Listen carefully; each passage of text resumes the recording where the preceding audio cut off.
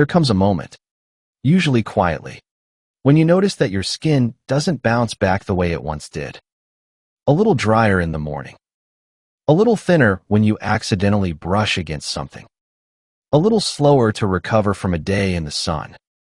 Most people accept this as simply the way things go, the unavoidable price of passing years.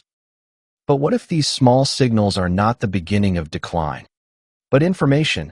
What if your skin, the largest organ of your body, is trying to tell you something about how you're living, something that applies to every system inside you?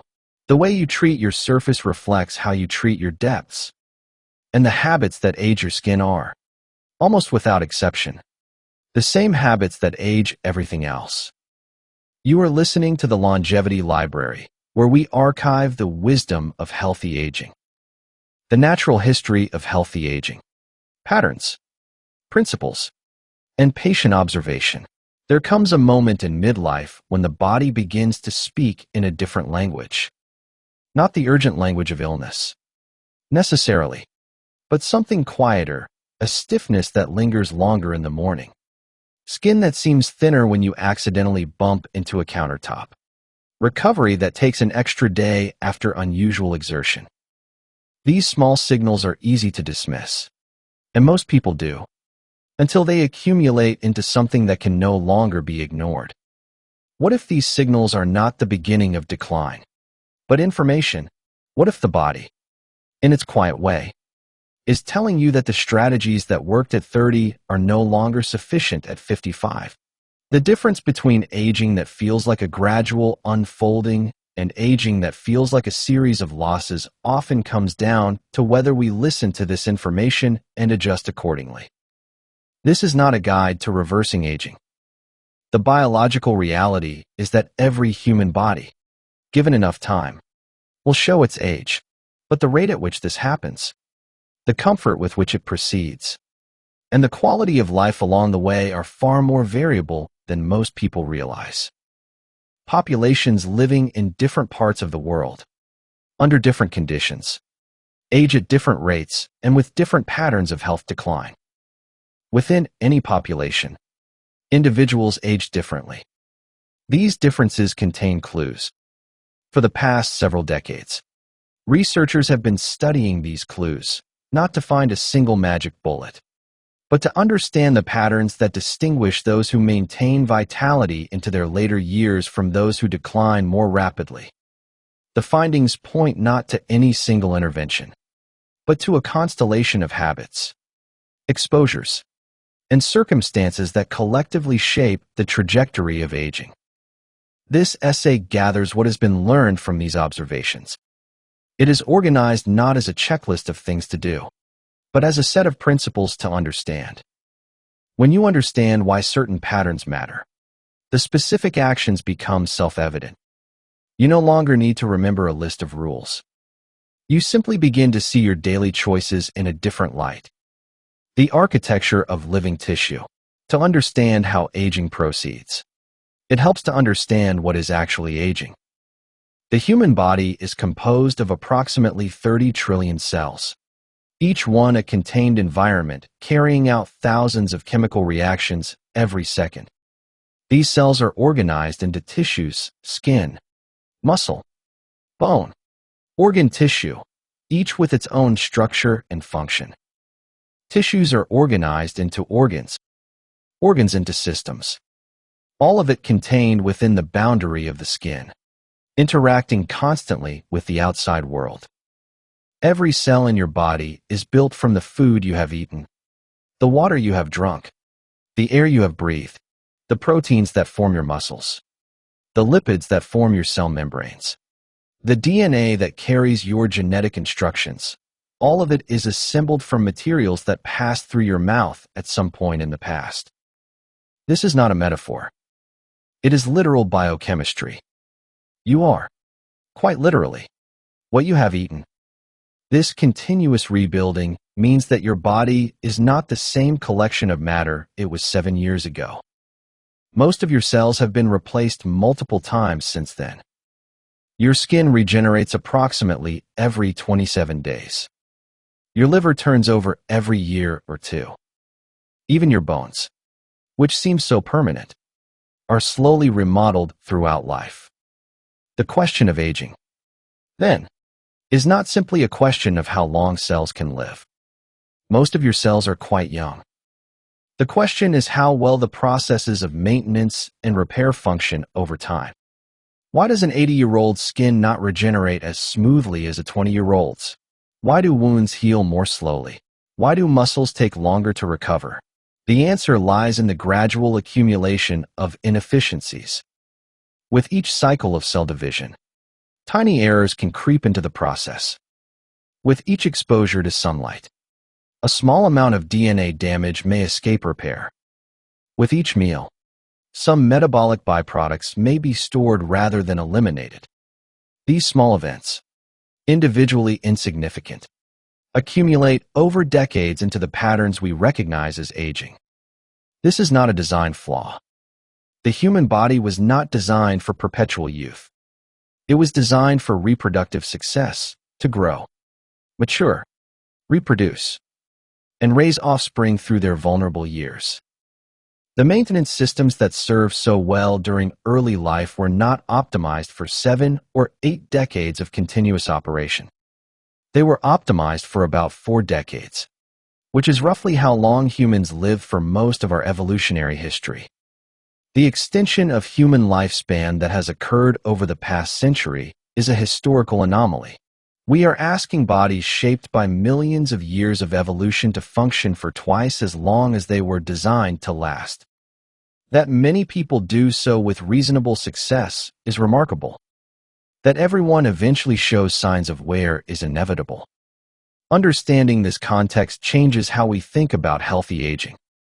It is not about preventing all change. It is about supporting the body's maintenance systems so they continue functioning well beyond their original warranty period. It is about reducing unnecessary stresses that accelerate the accumulation of inefficiencies. It is about recognizing that small, consistent actions matter more than occasional dramatic interventions. The surface that contains you, consider the skin, which is the body's largest organ and its primary interface with the world. Skin performs functions that are easy to overlook until something goes wrong. It keeps harmful microorganisms out. It keeps essential moisture in. It regulates temperature through sweating and blood flow. It senses touch, pressure, pain, and temperature. It synthesizes vitamin D when exposed to sunlight. It is, in many ways, the boundary that maintains the internal environment on which all other organs depend. The structure of skin reveals much about how aging proceeds. The outermost layer, the stratum corneum, is composed of dead cells packed tightly together like shingles on a roof. These cells are constantly being shed and replaced from below. Below them lies the epidermis, where new skin cells are born and begin their journey to the surface. Below that lies the dermis, a complex matrix of collagen and elastin fibers that gives skin its strength and resilience. Interspersed with blood vessels, nerve endings, and glands. With age, every layer changes. The junction between epidermis and dermis flattens, making the skin more fragile and prone to shearing injuries. The collagen fibers become disorganized and less abundant. The elastin fibers lose their ability to snap back after stretching. The blood supply diminishes. The oil glands produce less sebum, leading to dryness. The rate of cell turnover slows, so the surface layer becomes thinner and less effective as a barrier. These changes are universal, but their rate and severity vary enormously between individuals. Someone who has spent decades in the sun without protection will show far more dramatic skin aging than someone who has been sun-conscious. Someone who has smoked will have more wrinkles and poorer skin quality than someone who has not. Someone whose diet has lacked the nutrients needed for collagen synthesis will have weaker skin than someone who has consistently eaten well. This variability is encouraging. It means that while you cannot stop the clock entirely, you have considerable influence over how fast it ticks. The choices you make today affect not just how your skin looks, but how well it functions as a protective organ. And because the skin is connected to everything else, because it shares blood supply with the rest of the body, because it responds to the same hormones, because it is built from the same nutrients, the habits that support healthy skin tend to support healthy aging throughout the body. The problem with mechanical stress. There is a concept in materials science called fatigue. It refers to the weakening of a material caused by repeated applied loads. If you bend a paper clip back and forth enough times, it will eventually break, not because any single bend was too much, but because the accumulated micro-damage eventually reaches a critical point. Living tissue experiences fatigue as well, though it has the advantage of being able to repair some of the damage between applications of stress. The question is whether the rate of damage exceeds the rate of repair. Consider what happens when you rub your face with a towel after washing. The skin is pulled and stretched. The dead cells on the surface may be abraded away, which is sometimes the goal. But the living cells beneath may also be stressed. If you do this gently and occasionally, the skin repairs any minor damage without difficulty. If you do it vigorously and daily, the repair systems may fall behind. Over years, this cumulative microtrauma can contribute to thinning skin, broken capillaries, and accelerated visible aging. The same principle applies to many forms of mechanical stress on the body. The way you move, the positions you hold, the surfaces you sit on, all of these impose mechanical loads on your tissues. The question is not whether you can avoid all stress. You cannot, nor would you want to, because some stress stimulates beneficial adaptation. Weight-bearing exercise, for example, stresses bones in a way that makes them stronger. The key is distinguishing between stress that stimulates adaptation and stress that exceeds the tissue's capacity to recover. For mature skin, this means being mindful of how you handle it. Patting rather than rubbing when drying. Using gentle cleansing motions rather than vigorous scrubbing. Being aware of how you rest your face on your hands or pillow. These small adjustments reduce the cumulative mechanical load on skin that has become more fragile with age. For the body as a whole, it means paying attention to how different activities feel and recovering accordingly. That stiffness after gardening is information. That soreness after a long car ride is information. The body is telling you that the load exceeded the tissue's current capacity. The appropriate response is not to stop moving entirely, but to adjust the load and allow adequate recovery before repeating it. The environment you sleep in. Sleep occupies roughly 1/3 of human life. Yet the conditions under which we sleep receive far less attention than they deserve. The bedroom environment, the bedding, the position of the body. All of these factors influence not just sleep quality, but the health of your skin and other tissues. Consider the pillowcase. Throughout the night, your face rests against this fabric for hours at a time. During this contact, the fabric absorbs oils, sweat, and dead skin cells from your face. It also transfers whatever has accumulated on its surface back onto your skin. If you use hair products, some of those chemicals transfer to the pillowcase and then to your face. If you sleep with your hair loose, it drapes across the pillowcase and your face, transferring pollutants collected during the day and residue from hair products. This continuous contact can affect skin health in several ways.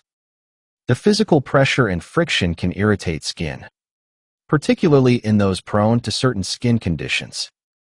The accumulation of oils and products can contribute to clogged pores. The transfer of bacteria from pillowcase to skin can disrupt the skin's microbial balance. Over time, sleeping on a pillowcase that is changed infrequently means spending 1/3 of your life in contact with a surface that becomes progressively less clean. The solution is straightforward. Change pillowcases more frequently. Every 2 to 3 days is ideal, though once weekly provides significant benefit compared to less frequent changes. Using a separate towel for the face. Changed regularly. Prevents the transfer of bacteria from body towels to facial skin. Washing bedding in hot water when possible helps eliminate organisms that survive cooler washes. These practices are not about achieving clinical sterility. The skin hosts a complex ecosystem of microorganisms that is essential to its health. The goal is preventing the overgrowth of organisms that can cause problems and reducing prolonged contact with accumulated oils and debris that can irritate sensitive skin. The light you cannot see. Sunlight is essential to life. It provides the energy that drives the growth of plants, which in turn feed animals, which in turn feed humans. It stimulates the production of vitamin D in skin, without which bones become weak and various health problems become more likely. It regulates circadian rhythms that govern sleep, hormone production, and many other bodily processes. Sunlight is not the enemy, but sunlight contains wavelengths that can damage biological tissues, particularly when exposure is intense or prolonged. Ultraviolet radiation, which humans cannot see, penetrates the skin and interacts with cellular components in ways that can be harmful. UVB rays, which have shorter wavelengths, primarily affect the superficial layers of skin. They cause sunburn and directly damage DNA and skin cells.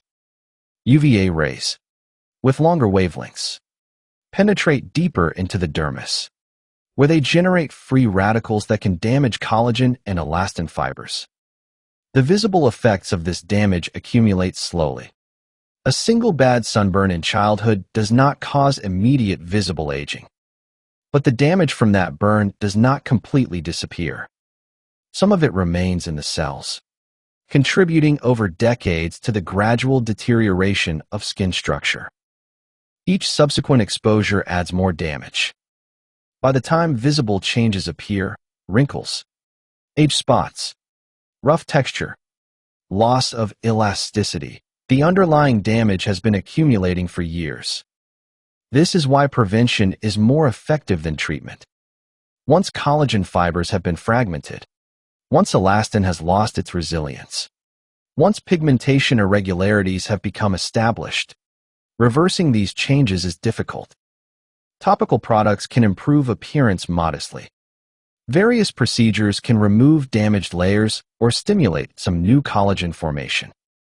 But the structure that was lost cannot be fully restored. The skin that has aged prematurely due to sun exposure will never be the same as skin that was protected. The practical implication is that sun protection should be part of daily routine, not just something you think about on sunny days at the beach. UVA penetrates cloud cover and window glass. You receive exposure during your commute, while sitting near windows at work, while walking to the store on an overcast day. This incidental daily exposure accumulates over time into significant lifetime totals. A sunscreen with SPF 30 or higher, applied to all exposed skin every morning, provides a foundation of protection. For those who spend considerable time outdoors, reapplication during the day becomes important. Protective clothing, wide-brimmed hats, and seeking shade during peak sun hours add layers of protection that sunscreen alone cannot match. These practices, maintained consistently over years, make a visible difference in how skin ages. What you apply and what you absorb. The skin is not an impermeable barrier. It is selectively permeable, allowing some substances to pass through while blocking others. This is essential to its function. If it blocked everything, you could not absorb medications through patches, and your skin could not receive the oxygen and nutrients that diffuse from blood vessels below. But it also means that what you put on your skin can enter your body. This is neither good nor bad in itself. Many substances applied to skin are beneficial. Moisturizers help maintain barrier function. Sunscreens protect against UV damage. Certain medications are designed to be absorbed through skin for systemic effects. The question is whether the substances you routinely apply are appropriate for your skin type and free of components that might cause problems with prolonged use. For mature skin, the choice of products matters more than it once did. As the skin barrier becomes thinner and potentially more permeable, the potential for irritation increases.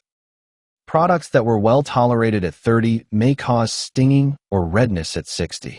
Ingredients that were merely unnecessary may become problematic with cumulative exposure. This is not an argument for avoiding all products. Appropriate skincare can support skin health and comfort. Moisturizers help maintain barrier function, which becomes increasingly important with age. Sunscreens prevent the accumulation of UV damage. Certain ingredients, like those that support the skin's natural moisture factors, can help compensate for age-related declines in the skin's own production. The key is choosing products suited to your current skin, not the skin you had decades ago. Observing how your skin responds to different products and adjusting accordingly becomes more important than following any fixed routine. If a product causes stinging, redness, or persistent dryness, those are signals that it may not be appropriate for your skin at this time. The deeper layers, below the surface of the skin, lies a world of connective tissue that determines much of what we see when we look in the mirror. Collagen, the most abundant protein in the human body, forms a fibrous network that gives skin its strength and structure. Elastin fibers, as the name suggests, provide the ability to stretch and return to original shape. Between these fibers lies a gel-like substance composed of water-binding molecules that keep skin plump and hydrated. With age, all of these components change. Collagen production slows, and the collagen that remains becomes increasingly disorganized. Elastin fibers fragment and lose their spring. The water-binding molecules become less abundant, so skin holds less moisture. The result is skin that is thinner, less elastic, and more prone to wrinkling. These changes occur in everyone, but their rate varies based on both internal and external factors. Genetics play a role. Some people are born with genes that support better collagen maintenance throughout life. Hormonal changes matter. The drop in estrogen at menopause, for example, accelerates skin aging in many women. But external factors may matter even more. Sun exposure, as discussed, directly damages collagen and elastin. Smoking introduces thousands of chemicals that accelerate aging throughout the body, including in skin. Poor nutrition deprives the skin of the raw materials it needs for maintenance and repair. Understanding what collagen actually is helps clarify why these factors matter. Collagen is a protein, built from amino acids that must come from the diet. Its production requires vitamin C as a cofactor. Without adequate vitamin C, collagen synthesis slows dramatically. It is constantly being broken down and rebuilt, a process that requires energy and nutrients. When you expose skin to UV radiation, you increase the rate of collagen breakdown. When you smoke, you introduce compounds that damage existing collagen and interfere with new synthesis. When you eat poorly, you starve the process of needed materials. This is not about achieving perfection. It is about understanding that your skin, like every other part of your body, is built and maintained from what you provide it. The quality of that maintenance over decades determines much of how your skin ages. The internal supply line, every cell in your skin, every collagen fiber, every drop of moisture, depends on blood flow for its existence. Blood brings oxygen and nutrients to skin cells. It carries away waste products. It delivers the building blocks for new collagen. It transports immune cells that fight infection and help with repair. The health of your skin is inseparable from the health of your circulatory system. This connection explains why habits that support cardiovascular health also tend to support skin health. Regular movement keeps blood vessels flexible and promotes good circulation. A diet that supports healthy blood vessels benefits every organ those vessels supply. Avoiding smoking prevents the damage to small blood vessels that compromises skin nutrition. It also explains why certain conditions that affect circulation show up in the skin. Poor circulation in the legs, for example, can lead to skin changes, thinning, hair loss, discoloration, slow wound healing. These are not just cosmetic issues. They are visible signs that the tissues are not receiving adequate blood supply. For those interested in supporting skin health through nutrition, the same principles apply. Foods that support overall health tend to support skin health. Those that undermine health tend to undermine skin. There is no need for elaborate special diets or expensive supplements. The basics: adequate protein, plenty of vegetables and fruits, healthy fats, sufficient water, provide what skin needs to maintain itself. What population studies reveal? When researchers study populations that age exceptionally well, places where people commonly live into their 90s and beyond with relatively good health, certain patterns emerge. These patterns are not about any single food or exercise or practice. They are about ways of living that integrate multiple health-supporting elements into daily life. In many of these populations, people move frequently throughout the day, but not necessarily in structured exercise. They walk to visit neighbors, tend gardens, perform physical work as part of daily living.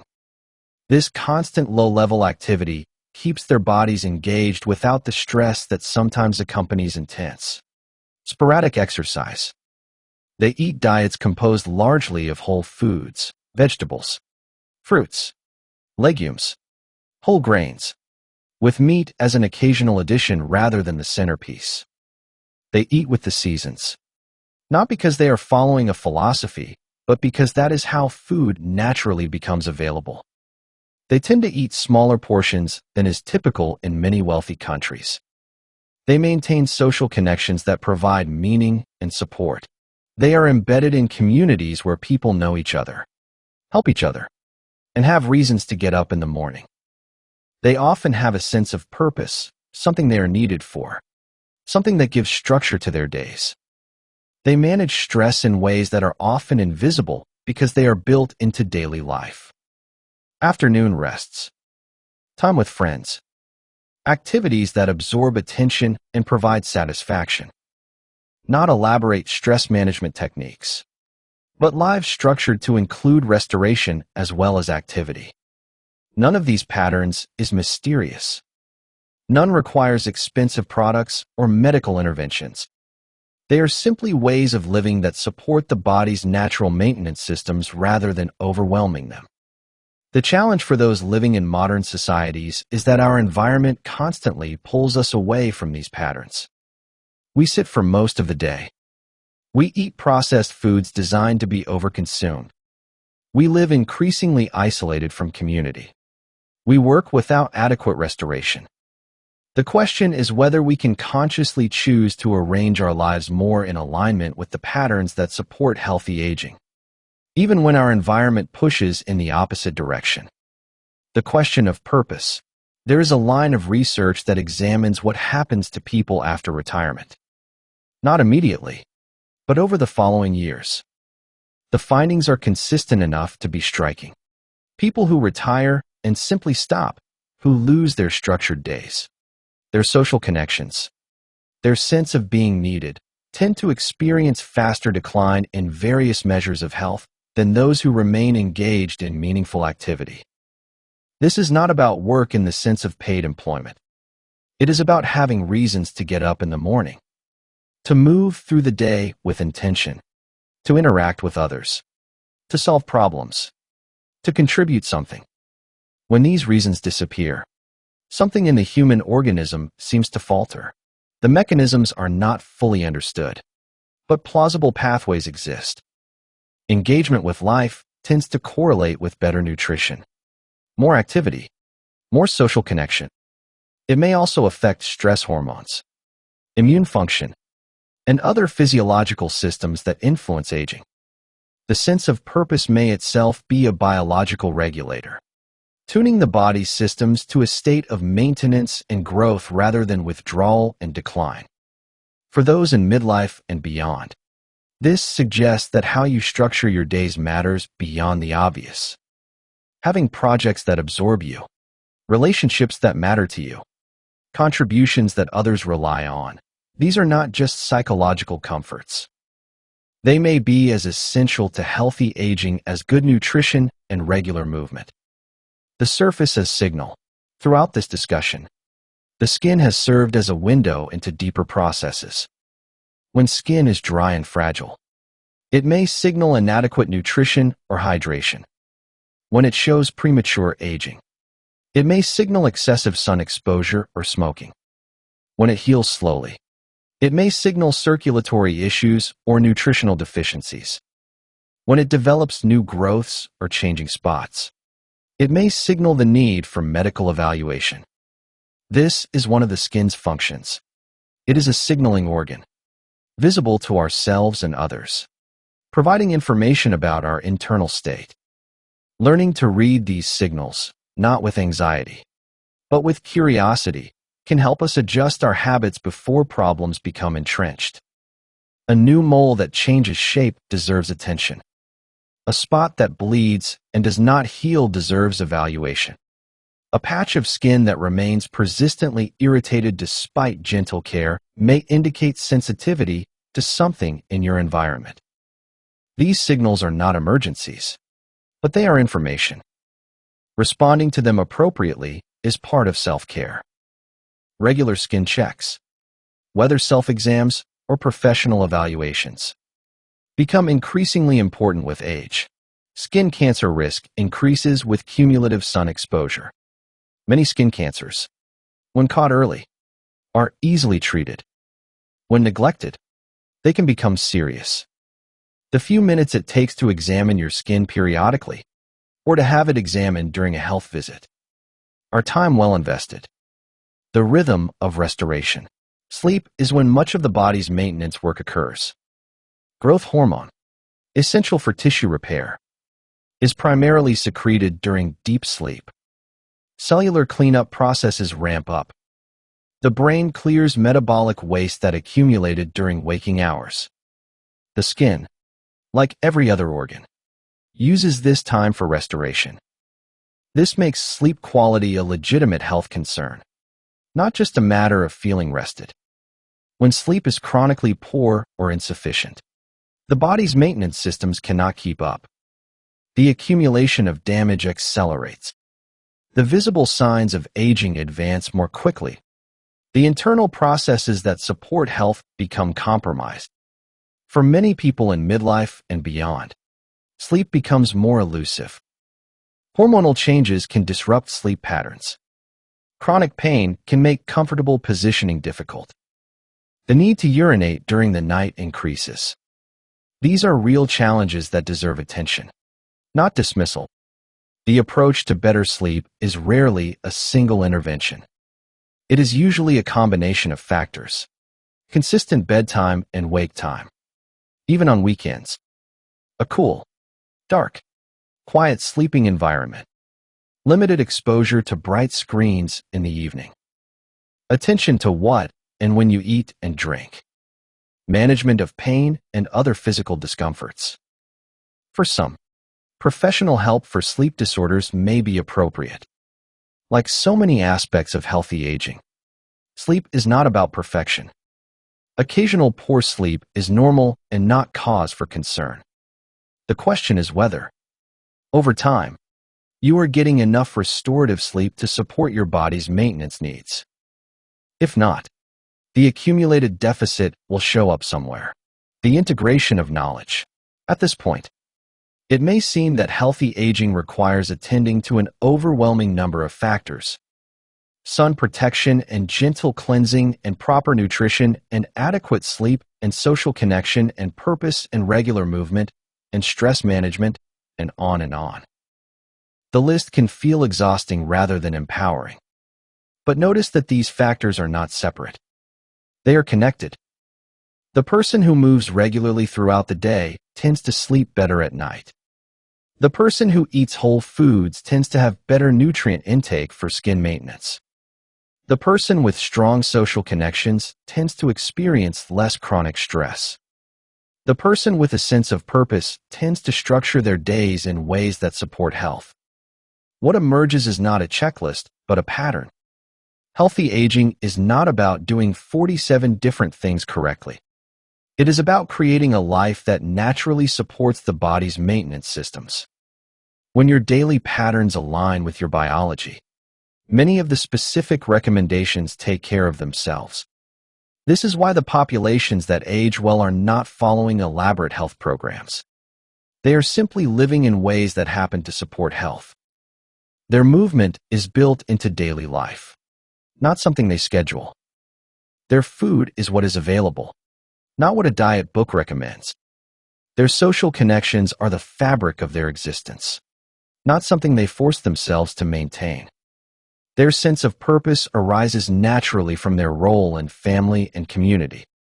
For those of us living in very different environments, the task is not to replicate those specific practices. It is to understand the principles behind them and adapt those principles to our own circumstances. How can you build more movement into your day? Given that you do not have to walk to the village well, how can you eat more whole foods? Given that processed options are everywhere and aggressively marketed, how can you maintain social connection? Given that you may live far from family and community has fragmented, how can you find purpose? Given that traditional roles may no longer apply, these are the real questions of healthy aging. The answers will be different for each person, but the principles that guide the answers are universal. The long view. There is a temptation, when discussing healthy aging, to focus on the visible, on skin that looks younger, on maintaining a certain appearance. This is understandable. We live in a world that judges by appearance, and the changes of aging can be difficult to accept. But appearance is not the point. The point is function. Skin that functions well as a barrier, that heals when injured, that regulates temperature effectively, that provides sensation. This is skin that serves you well, regardless of how many wrinkles it has. The same principle applies throughout the body. Joints that move without pain, a heart that pumps efficiently, lungs that exchange oxygen adequately, a mind that remains sharp. These are the real measures of healthy aging. The visible signs are merely the surface expression of deeper processes. Taking the long view means recognizing that the choices you make today will echo for decades. The sunscreen you apply this morning will not make you look younger tomorrow. But the cumulative effect of years of sun protection will be visible in the health and resilience of your skin when you are 80. The walk you take this afternoon will not transform your cardiovascular system overnight. But the cumulative effect of years of regular movement will be visible in your stamina and independence when you are 80. This is both discouraging and encouraging. It is discouraging because it means there are no shortcuts, no quick fixes, no products that can undo decades of accumulated stress. It is encouraging because it means that every day offers an opportunity to invest in your future health. The choices you make today matter. They will accumulate, for good or ill, into the person you become. The limits of control. It would be misleading to suggest that healthy aging is entirely within your control. Genetics play a role. Some people are born with genes that support robust maintenance systems. Others are not. Random events, accidents, infections, environmental exposures can affect health trajectories regardless of habits. The bodies we inhabit are not infinitely malleable. They have limits. Acknowledging this is not defeatism. It is realism. The goal of healthy aging is not to achieve immortality or perpetual youth.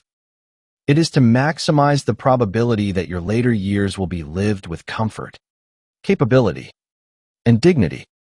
It is to stack the odds in your favor.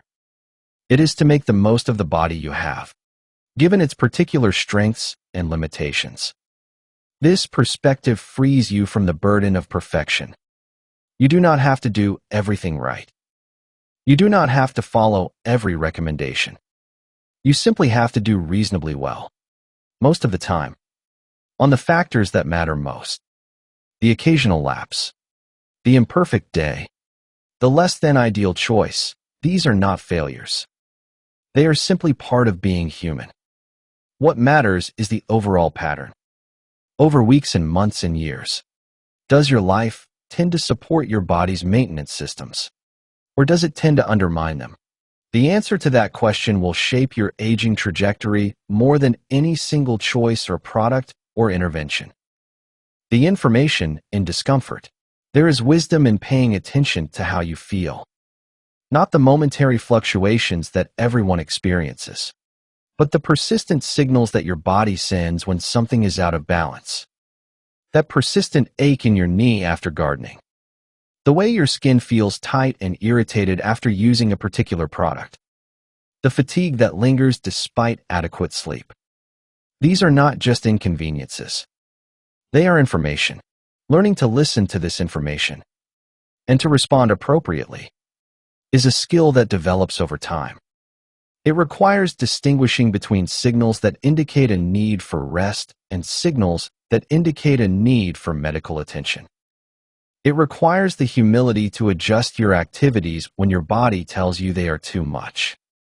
It requires the patience to experiment with different approaches when something is not working. This is the opposite of the push-through-it mentality that many people were raised with. That mentality has its place. Sometimes you do need to push through temporary discomfort to achieve a goal. But as a default approach to life, it can lead to ignoring signals that deserve attention. The body that is persistently uncomfortable is telling you something. The wise response is to listen.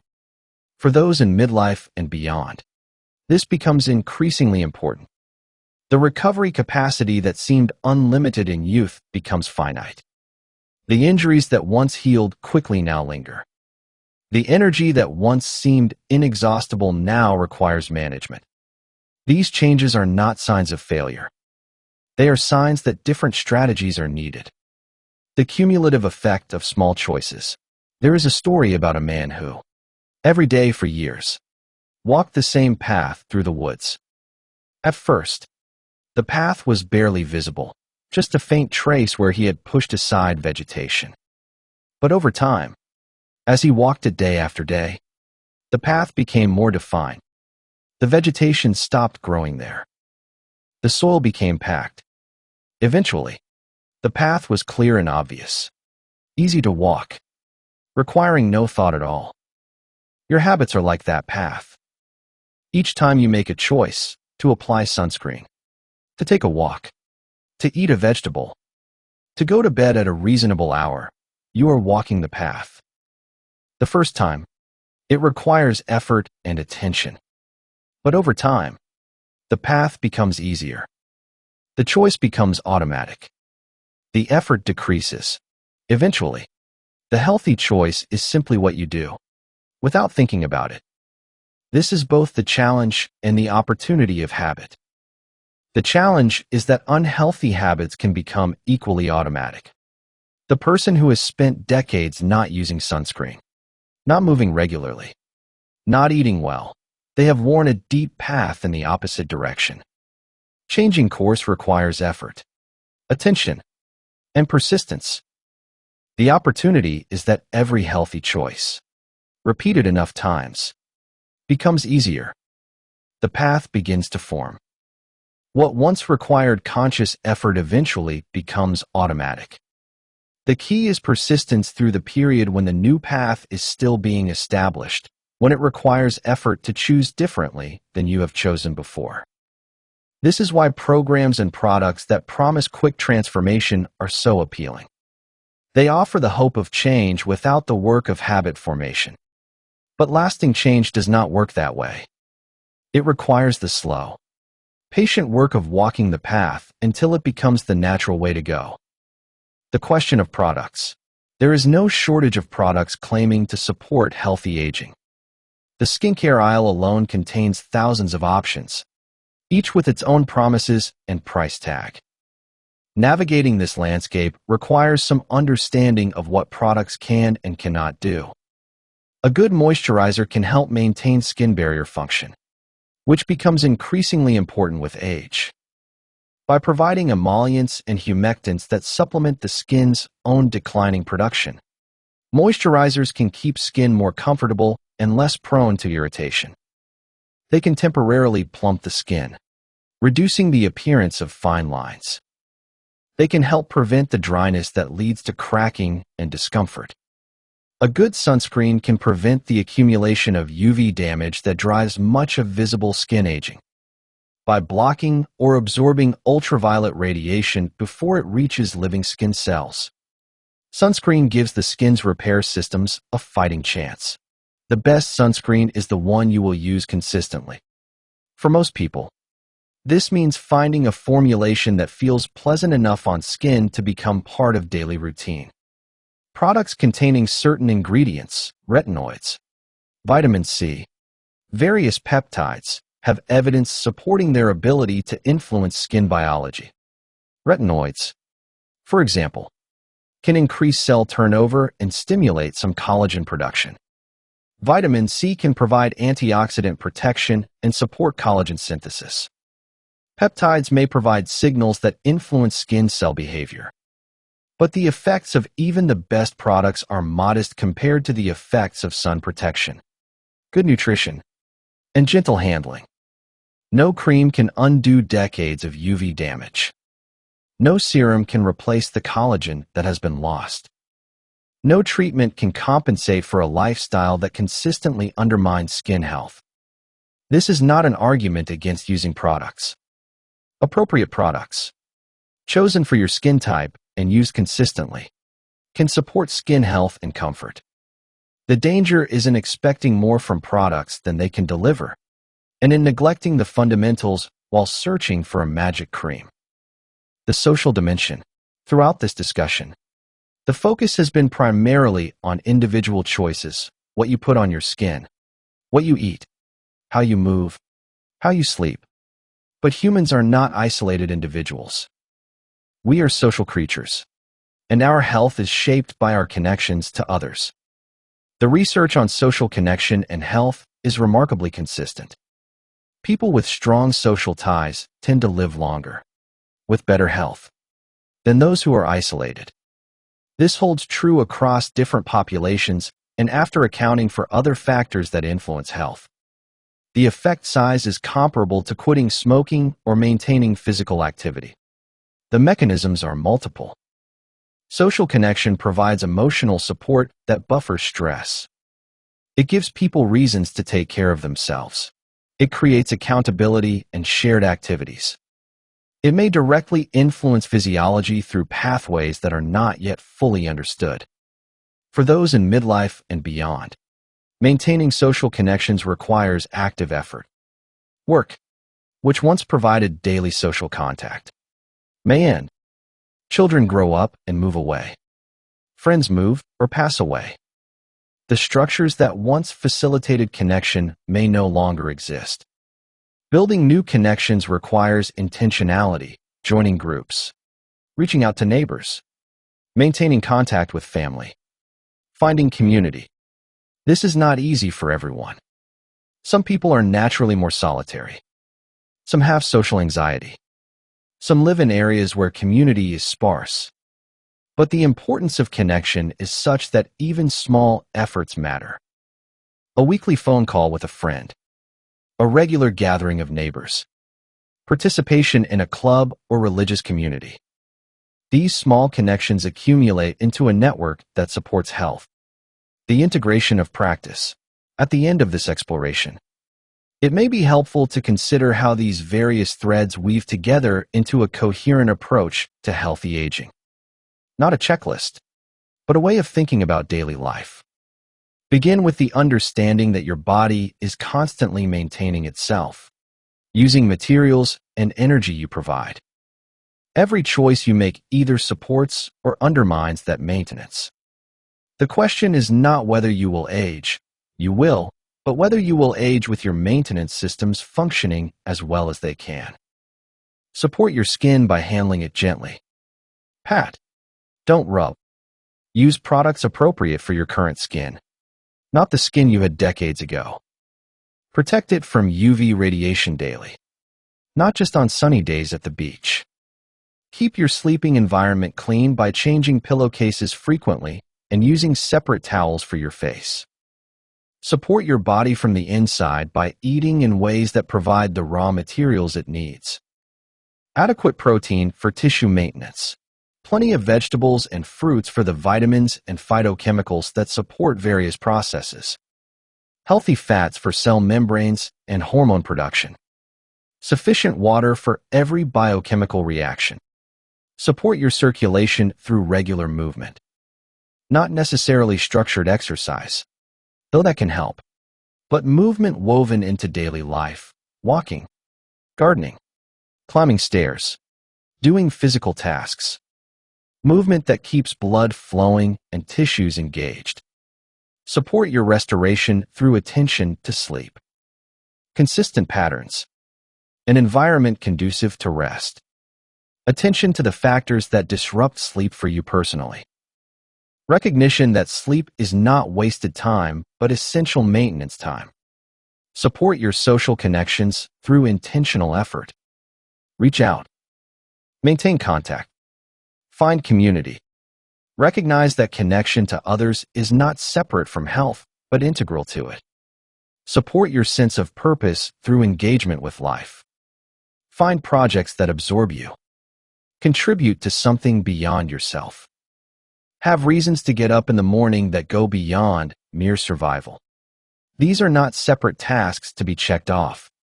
They are aspects of a single project. Living in a way that supports your body's natural capacity for maintenance and repair. When you move regularly, you also tend to sleep better. When you eat well, you also tend to have more energy for movement. When you connect with others, you also tend to manage stress more effectively. When you have purpose, you also tend to make choices that support your health. The integration is the point. Healthy aging is not about optimizing each factor in isolation.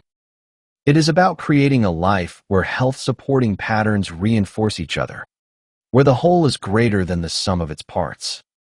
The quiet confidence of knowledge. There is a certain peace that comes from understanding how your body works. Not the technical details of every pathway and mechanism, but the basic principles. That your body maintains itself from what you provide. That the surface of your body is not separate from its depths. The same habits that age your skin age your arteries, your organs, your mind. And the same habits that support healthy skin support healthy aging everywhere. This is not about chasing youth. It is about understanding that your body maintains itself from what you provide it. And that's small. Consistent choices accumulate over decades into the person you become. We would love to hear what patterns you have noticed in your own life, what small adjustments have made a difference for you. Share your thoughts in the comments. And if you found value in this reflection, you are welcome to explore other volumes in the Longevity Library. Subscribe so you do not miss the next chapter. This is the Longevity Library. Listen, learn, and live longer.